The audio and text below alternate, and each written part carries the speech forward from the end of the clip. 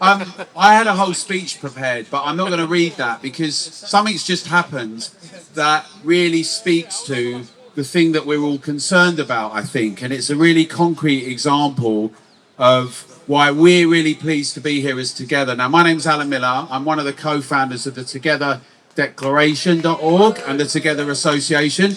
But we're really honoured, actually, to be here supporting Michelle and all of you guys from the Home Education Alliance and the Home Education Fraternity. In many ways, you represent the spirit of independence and responsibility and freedom in Britain, of the moral upbringing of our children, and also not allowing the state to dictate at every point and change the relationship between the state and the citizens, and particularly when it comes to the really immensely important question of how we bring our children up.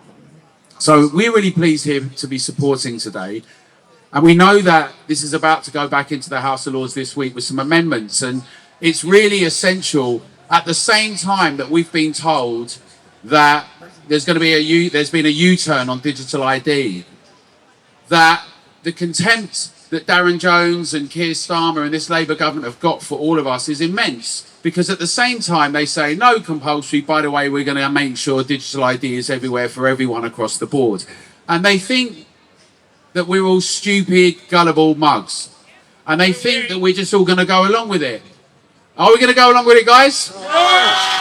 We're absolutely not having it. And, you know, Whitehall and the Treasury and the Home Office and 10 Downing Street, they should all hear this. And they will. Now, it's important, and we've all sent emails, and you guys have done a great job with the Lords. We've let all the MPs and councillors know, we've let the press know, we've put them on notice that we're carrying on with this.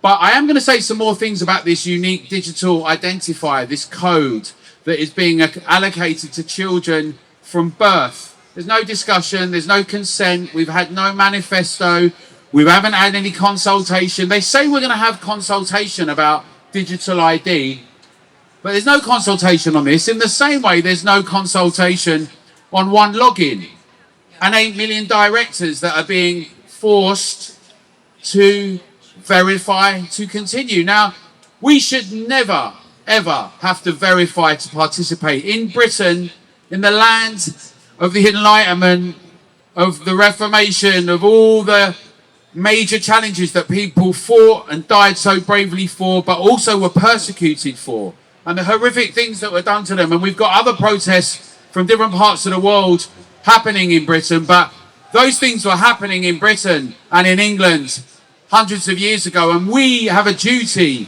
We stand on the shoulders of those brave people who were tortured and put their lives on the line, who would translate the Bible from German into English and get the King James Bible so that everybody could read it and have their own decisions and personal conscience, and the ability to read, and then pamphleteering and to get those things out, and the Gutenberg press that generalised that and opened the way for the ability for us to all be individuals, citizens that could have autonomy over and choice over the way we live our lives. And it is essential that we don't allow the mad technocrats to recalibrate how we go about our daily lives. We are not going to verify to participate. You are bonkers if you think that.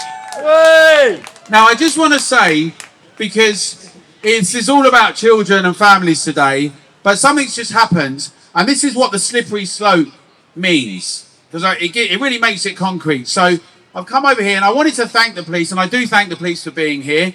They often do a very difficult job. I speak a lot about two-tier policing and about some of the senior officials and what's going on in Hendon Police Training College, which I really disagree with. But they do a tough job, right? And everyone's got an opinion. And I think that policing by consent is really important, and the public being engaged with our police, and the fact that we need authority, but we need personal responsibility. I don't think anybody likes seeing what's going on in shops. I don't think people want to see burglaries, but we don't want to be policed with our speech. When we have banter and talk about things, that is unacceptable. So a gentleman here was approached by one of the police officers, and she said, "Oh, do I know you from somewhere?" And I think he said, "Well, yeah, maybe only fans." Now, people might find that offensive. Fair enough, right? They might think it's a bad joke. Fair enough. But in Britain, We do not have people arrested, which is what was being threatened under harassment. We do not arrest citizens for bad jokes.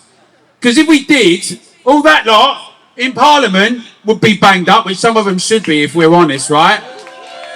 But anyway, we don't arrest people for saying things that are like hurty or even offensive. So I just want to remind the Metropolitan Police that we thank them for their service and their duty, but that we are free citizens. And in the precedent of England and English law, when an officer asked an English citizen what they were doing, he said, none of your business.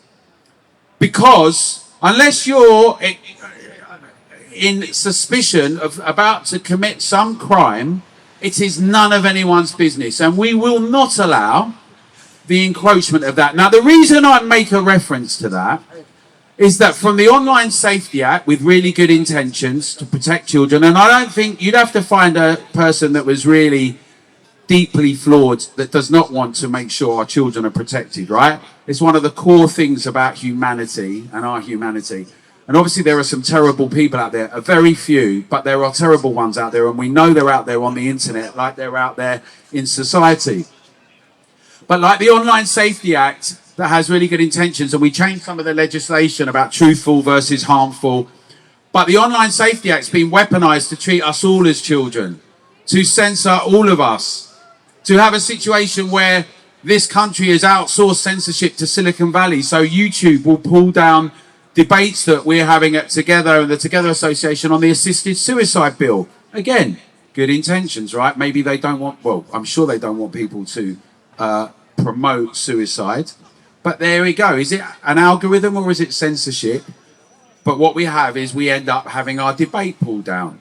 And time and again, the discussion of offence or harm ends up being promoted to limit and suffocate our freedom and our free expression and our ability to debate and engage with one another and convince one another as autonomous individuals who all have conscience. And, you know, the light of freedom, which is the antiseptic of bad ideas, we must be able to engage with them. Now, I bring this all back because the Online Safety Act and the attempts of this current Prime Minister who says we've done a U-turn on digital ID, but, you know, we're going to have the Children Wellbeing Schools Bill, and a lot of kids are being fingerprinted or having facial recognition to get food in their schools. And many parents, quite rightly, don't like it. I also want to say, right, I know a lot of people have been chanting children's rights, but I think parents' rights, the ability for parents to make adult choices and protect our children and make choices about our children is the key thing. And like the very enthusiastic, young, passionate kids that came along, they need adults to show them the way with authority and discipline and compassion and fun, but actually to give a lead.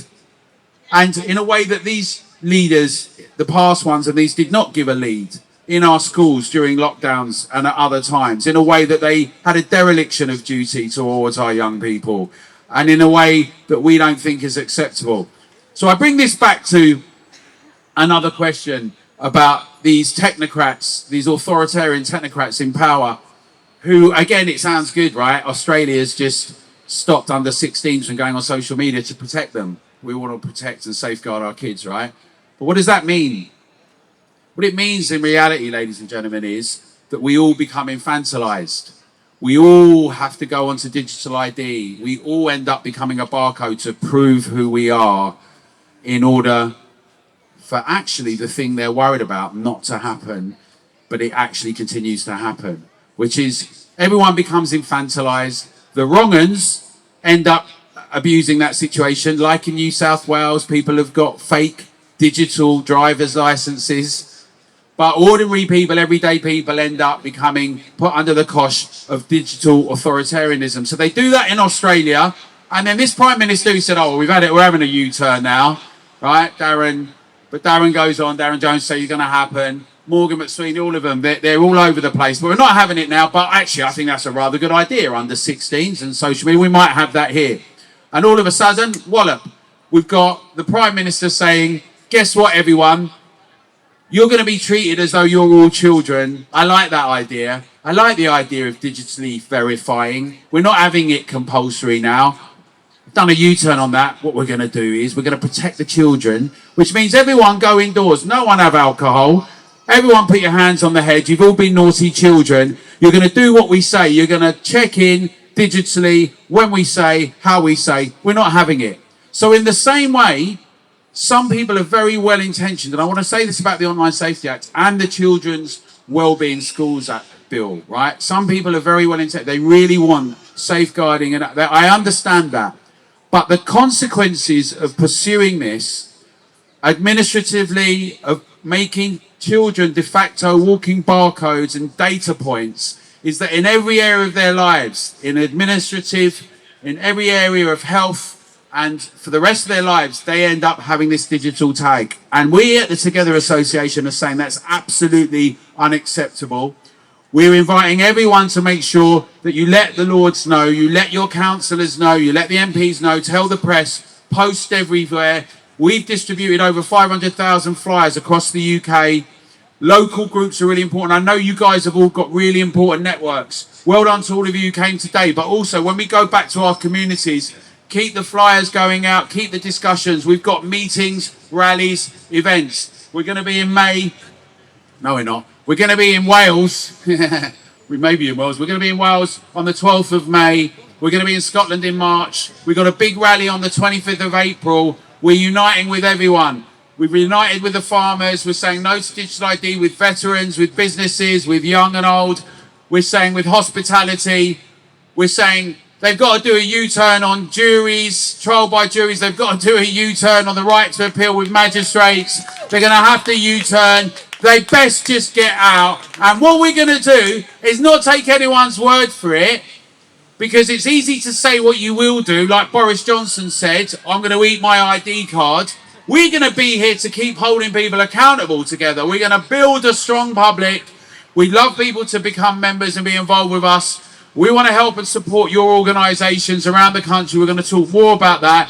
Thank you for having us here today. Let's keep shining the light of freedom. We need to scrap digital ID. No one wanted it. No one's put forward anywhere in a manifesto. We've not voted for it. Scrap digital ID. Stand together. Keep Britain free. We're better and stronger together. Remember our kids, everyone. We've got a duty to lead together. Thank you very much, everyone.